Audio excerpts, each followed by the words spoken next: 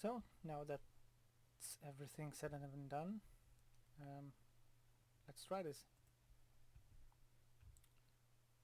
You'll see the things that I can do now changed depending on my relations with the faction.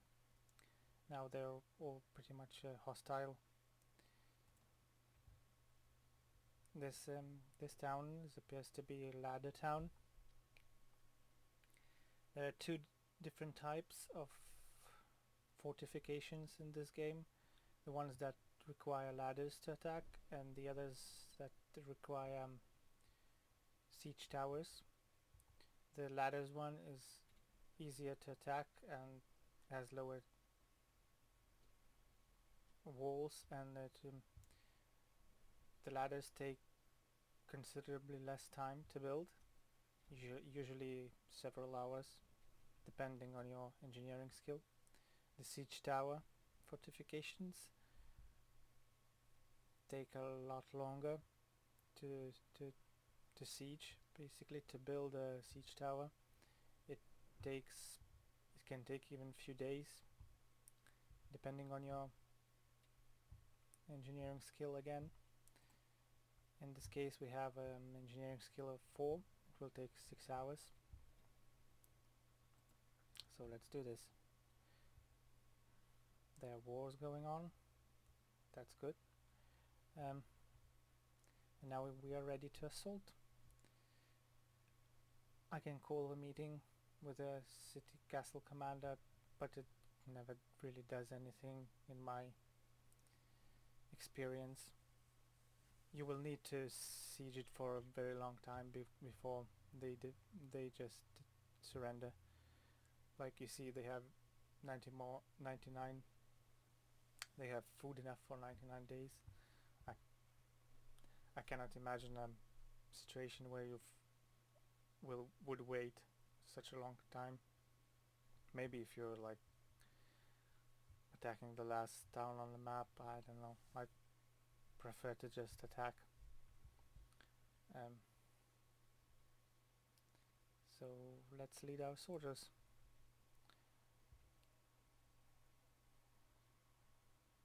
Now everybody group up.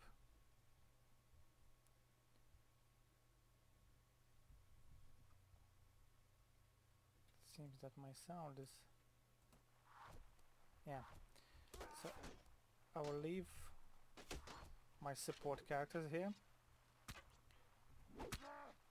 I will get the archers there. My infantry will attack.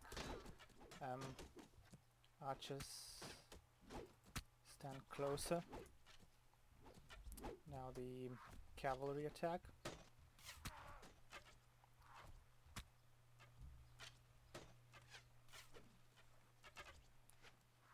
Come on, blue feed.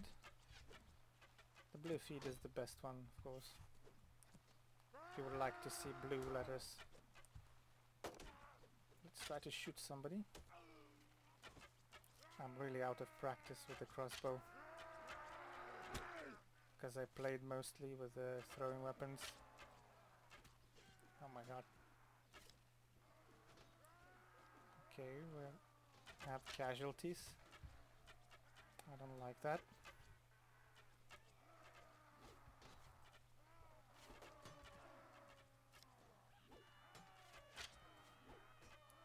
I haven't killed anything yet. That's not good.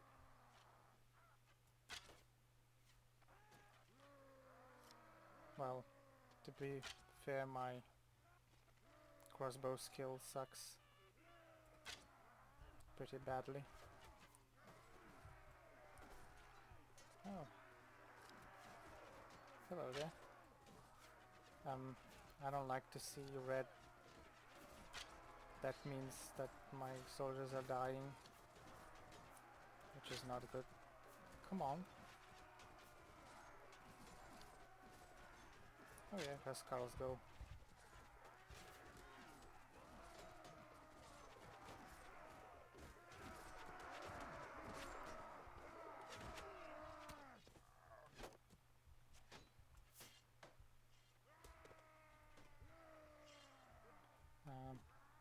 Now just all that's left is mopping up. That was a pretty easy. That was a really easy siege. But then again they were very... Okay, there are 12 dead.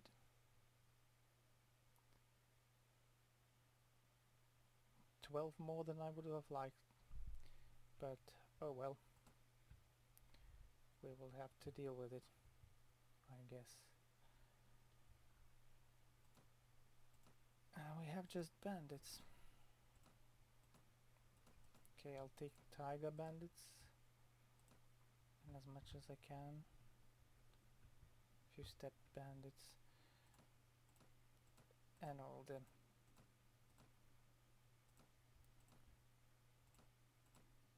prisoners, of course, because some of them can be made my own. Do we have anything good? No, we don't. No. Okay, so everything is going up for sale.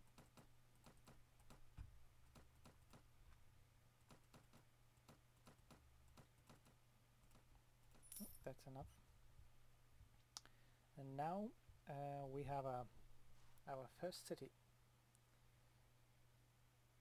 And of course we cannot give it to anyone because we need to have a kingdom. We need to have at least one fief. So Icamo goes automatically to myself.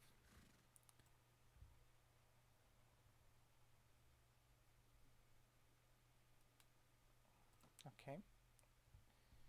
And here I would like to appoint my wife if I had one.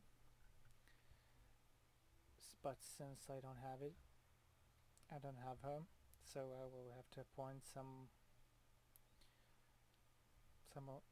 companion, but I really don't like to appoint my usual companions. So for now I just appoint a prominent citizen. It's really not a good idea because you cannot do a lot of stuff with the citizen. You should appoint some companion or your wife as soon as possible, but for now it will do. We'll make new name for our kingdom.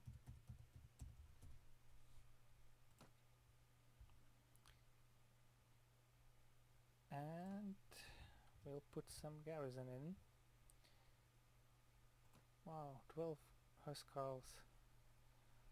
That's really bad. I wanted to keep at least 18 or so. Well, nothing we can do now. So I'll put all the troops that leave some defenders. I don't need to train them anymore. These are top ones. I won't bother training bandits. They are good enough for defense. They have throwing weapons and some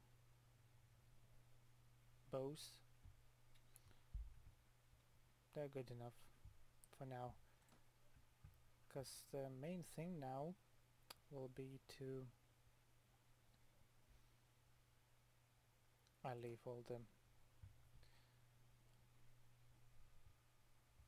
cavalry, and let's take a look if there's any ransom broker here. Oh yes. Okay, I can sell this one. Can sell this one, these two I would like to recruit.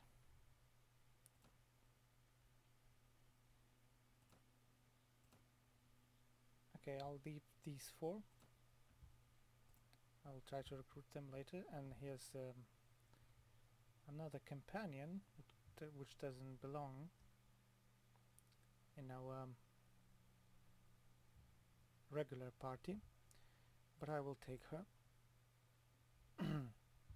because I will appoint her my new chancellor, since the citizen that I appointed earlier is really bad. I can just appoint a marshal and appoint another chancellor. Just two options. Now if you take a look at Clethy, I appointed her new chancellor. She will give me a lot more options to manage my kingdom.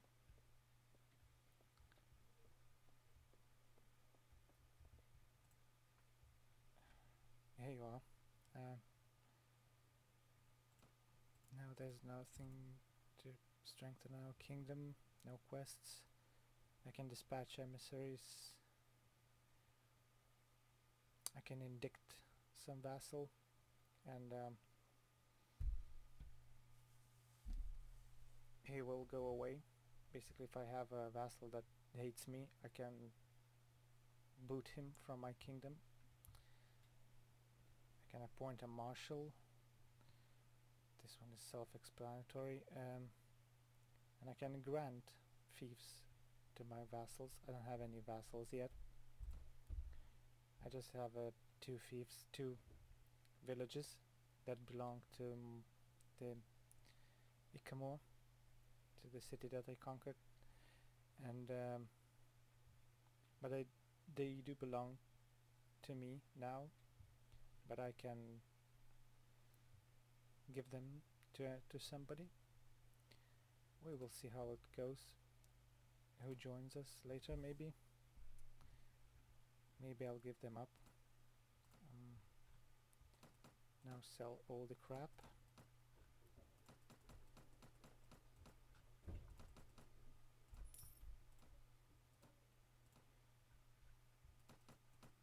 And let's do the main thing now.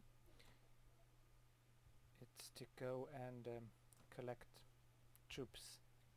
We'll need a lot of troops. So here's the start of a new kingdom. It's bright red, you cannot miss it. We have two villages. This one is just so far away. I don't think I will be able to defend it, so we'll just leave it. I think the beggars will loot it to oblivion, but oh well. The main thing in the beginning of starting a kingdom is to collect as many troops as you can. They don't have to be the top quality troops. I'll actually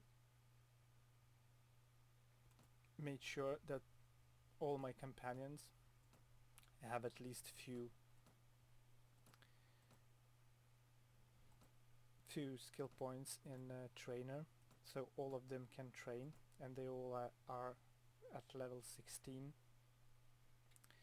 So they give to all the troops every day a set amount of experience. Like for example, let's see, Lezelit, he has 4 in trainer, and he gives 23 experience to every troop on the midnight of every day, and all other companions do the same, including me. So from the 9 characters, it amounts to quite a lot of experience every day, and I can train at least 2 levels of troops really fast in 2-3 days, and it's really it's enough for defending, especially for defending fortifications. You don't need top level troops for defending, you want them for attacking. Like let's say if I have a Nordhuskarls,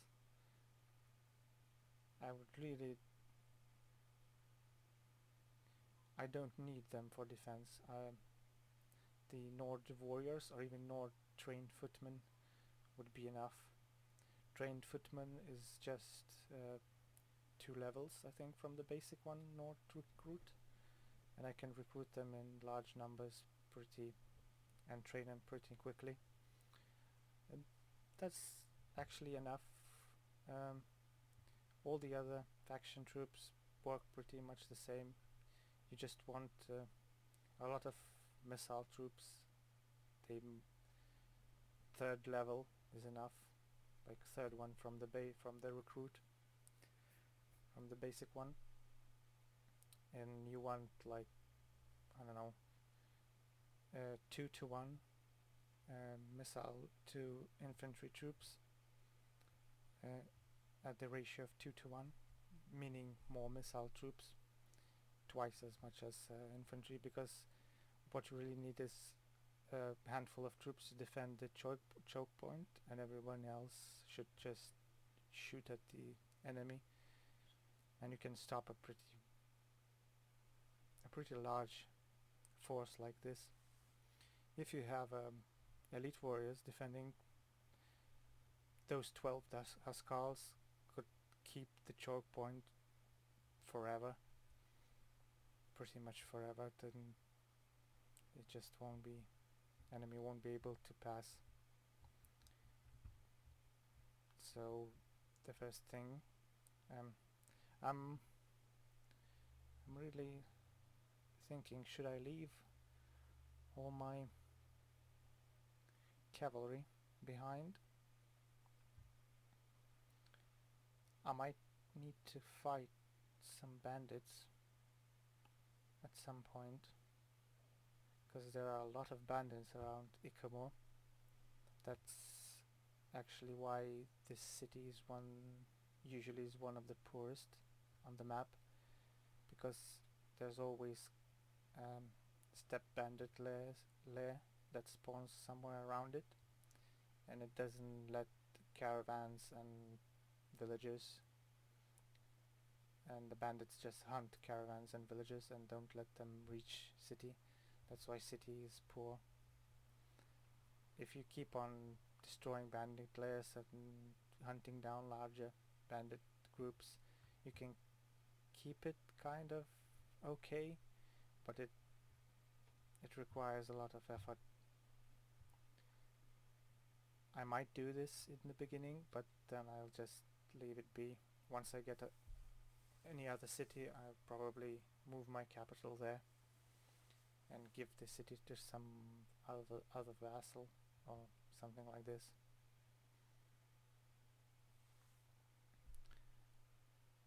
Yeah, you see, there's a quite large group of deserters here, so I might want to keep.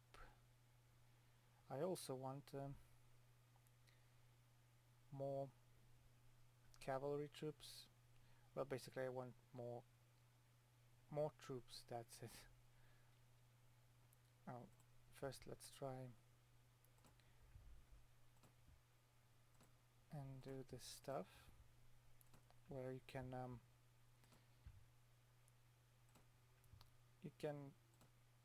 try to recruit some of your prisoners to your party. You can do this, I don't know how often, but at least few times a day or something like that. Yeah, they offer to join me. Now I can take them. I lose some morale, which is based on the level of troops that joined. In this case they were Swordian man-at-arms, which are just 1 level below Swordian knight, the best cavalry in the game. But usually how this works is you need to keep your party morale really high. I think at 99 for them to not escape. At least for me, they always escape at night. So what I'll do, I'll take some prisoners into my party when I'm in city or in my castle. Then I stick them to that city or castle, into that city or castle garrison, and I take them later if I want to. That way they won't run away. I will do the same with these two later, because I don't think I can do it now. Oh, let's try this. No, see, I cannot recruit anymore. So go back in. Okay, I'll take the cavalry with me right now and start going around to villages and keep an eye on what's going on these on the logs, how the other wars are going on. You can always check it in the game log, which writes everything that happened on the recent messages too.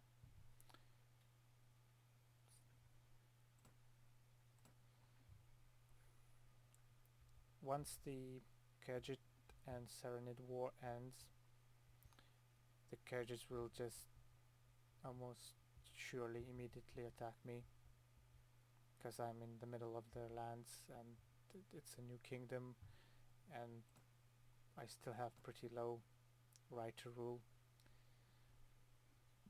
I might actually need to be at war with Vages and Khajiits for a really long time, and that will be actually very bad, because I wouldn't be able to recruit from Khajiit and Vagar villages. Well, I cannot recruit from Vagar villages now, so I'll just recruit everything I can from Khajiits till they declare war. I want to get to these lands where I can recruit some Swardian troops, because I want more knights. So yeah.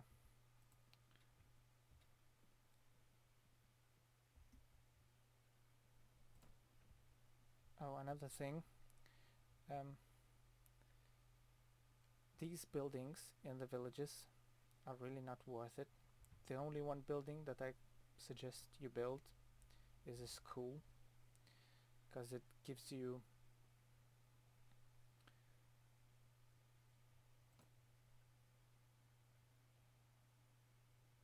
this one is just no.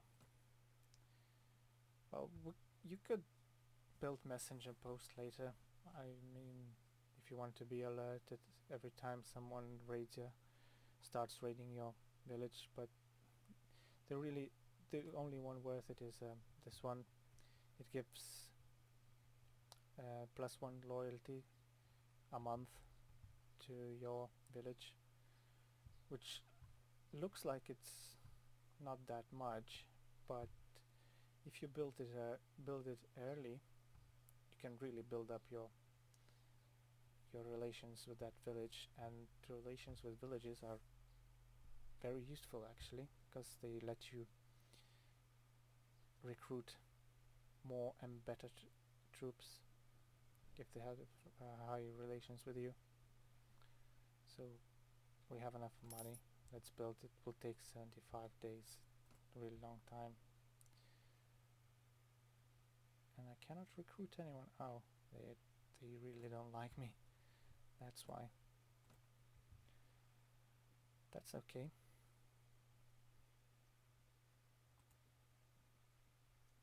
I can go into this village.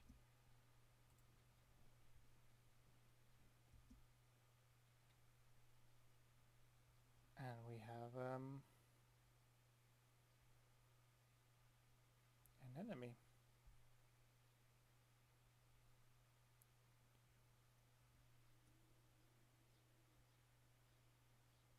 Well, his army looks to be quite poor. Yeah, let's take...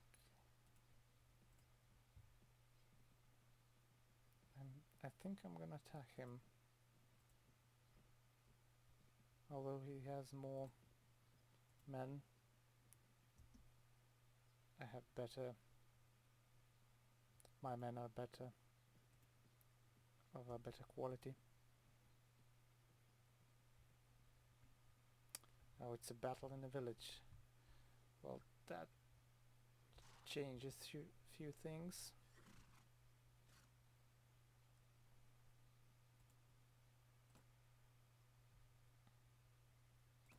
Let's see how it goes.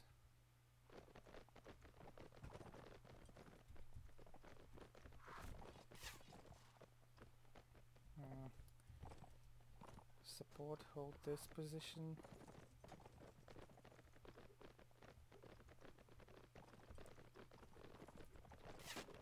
Okay, we might as well attack. Oh, I forgot to change my...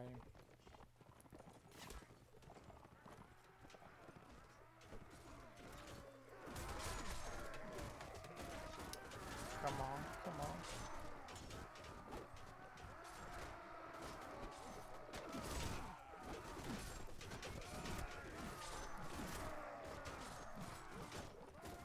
Lots of blue feed. I like that.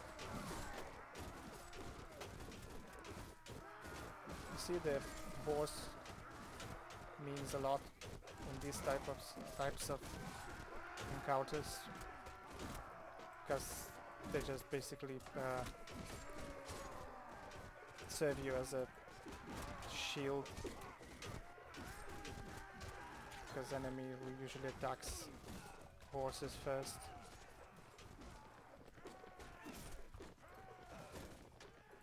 I just use the farmers as a meat shield.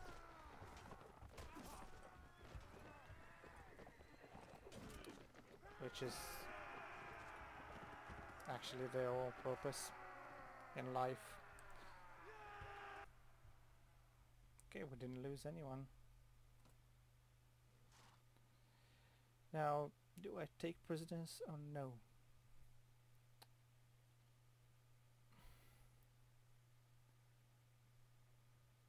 I think I will take prisoners in the beginning. Just because I can really use money.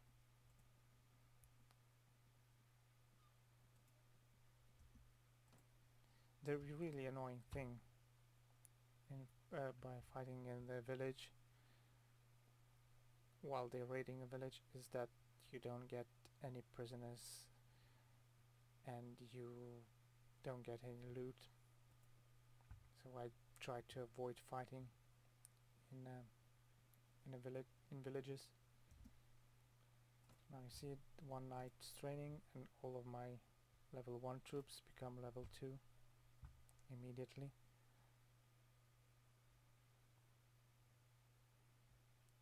Level 3 is horseman. I want 4. Oh no, level 2 is enough. Yeah, level 2 is enough. The horsemen are Kyrgyz horsemen. Come with a bow, and they'll be enough to keep my city defended, at least for a while.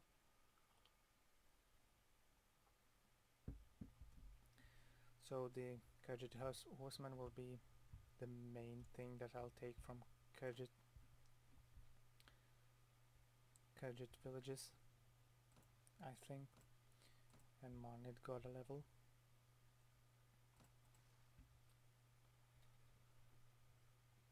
I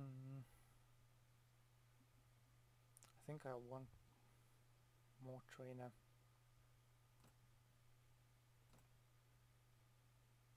Oh, but he has a really low weapon master. I cannot give him any more proficiencies. So let's go with one in the weapon master. The way it works, it ups the limit of a proficiency to 140, so I can increase his proficiencies on level ups. Some people play it like they don't increase any proficiencies even for their character, not to mention their companions, but I like to do this.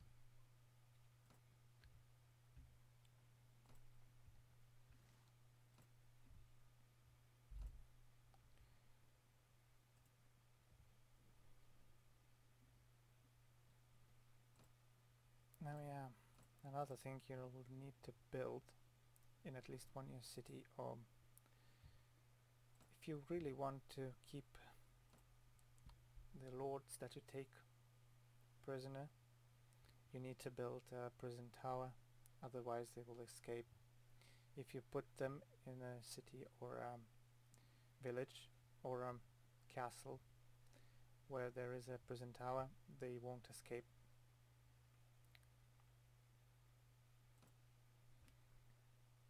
You can even keep them there forever if you are good with losing honor, that is, because once you get the offer to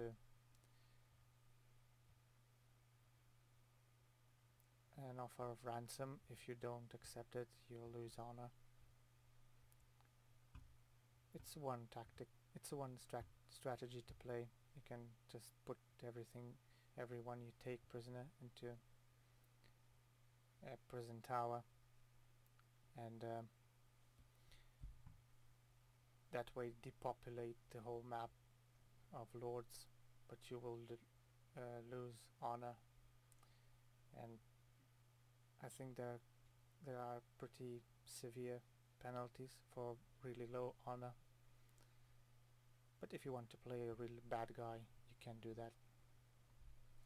I think I'm just going to continue to go around the villages recruiting, and from now on I will show every fight or everything that interesting that happens, but I don't think I'll need to show every second of me playing, because I'm still starting and it feels a bit awkward still to me. So I'll do it this way.